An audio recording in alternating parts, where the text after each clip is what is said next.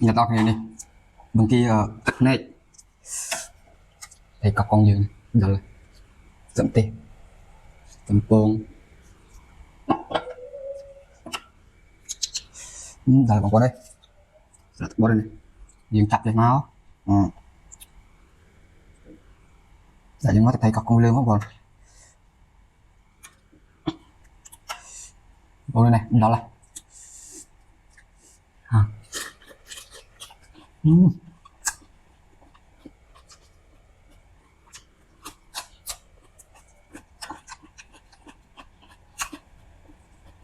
sao hơi oi không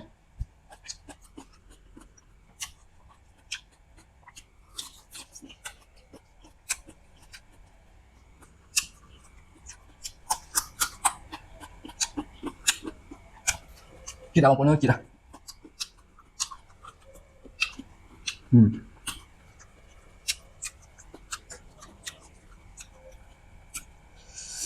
hai lần còn hai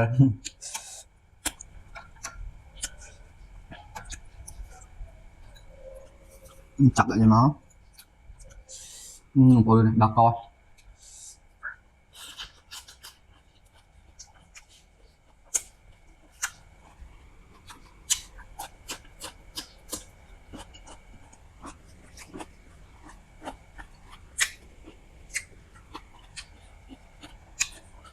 sao còn không rồi chứ đừng chặt chẳng bao chỉ lúc thấy có con dương chích các bạn không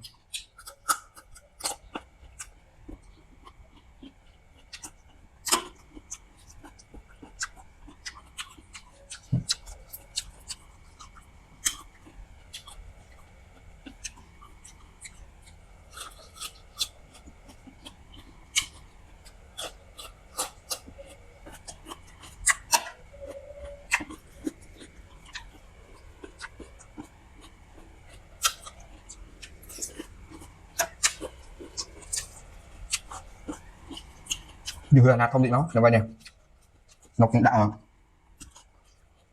kỳ để máu tôi cũng thấy có cống một con lanh con nát đặt nắng một con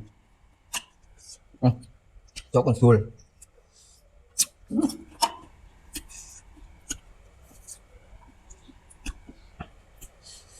đau lòng con đấy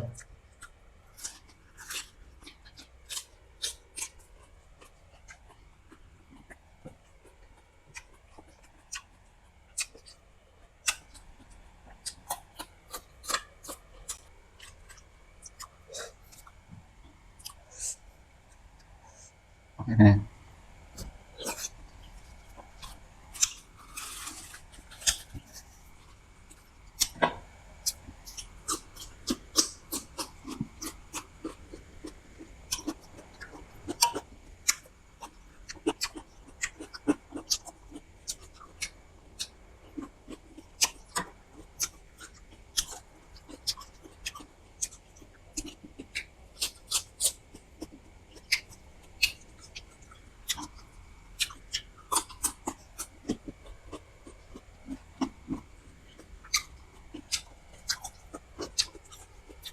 đấy lụi trách xanh với nhà tao kìa lụi trong chít mà tôm nó rác sao xanh nhỉ làm gì lụi trong không treo trong xanh nhỉ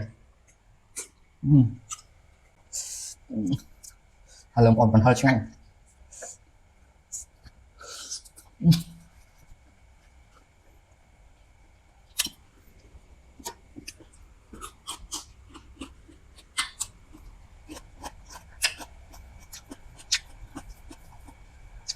anh nước tầm bông hay không thì cách ăn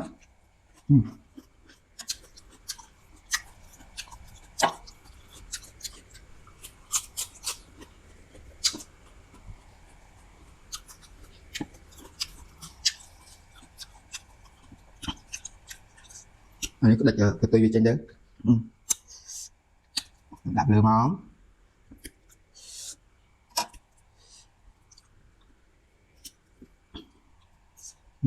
ngọt như này lấy có con cho người máu hãy dừng nhanh đấy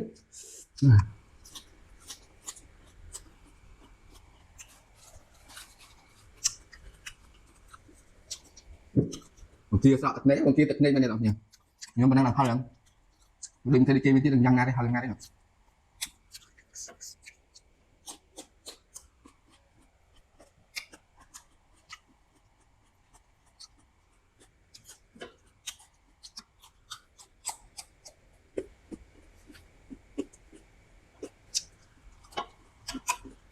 Một số gì chẳng nói.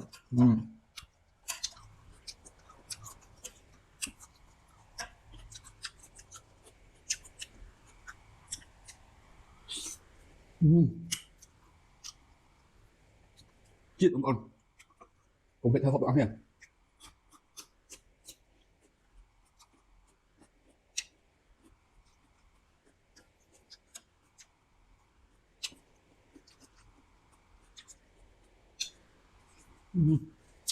Nó sáng tầm con không?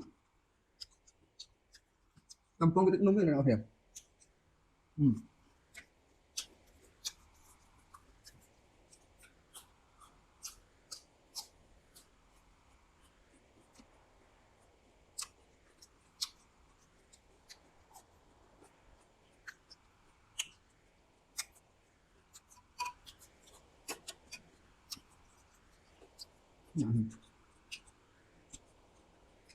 Lụa về chua cái máu. Tao nói đi đâu thế.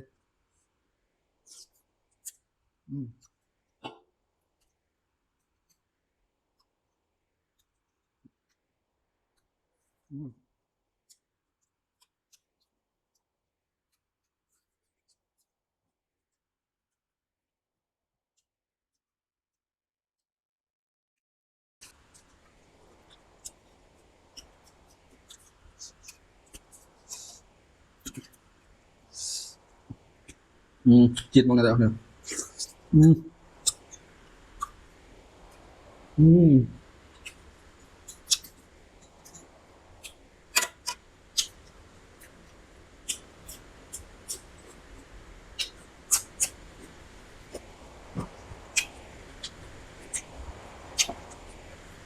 Nhớ này bye bye chạy đây tầm tuần nào tuần sơn bye bye.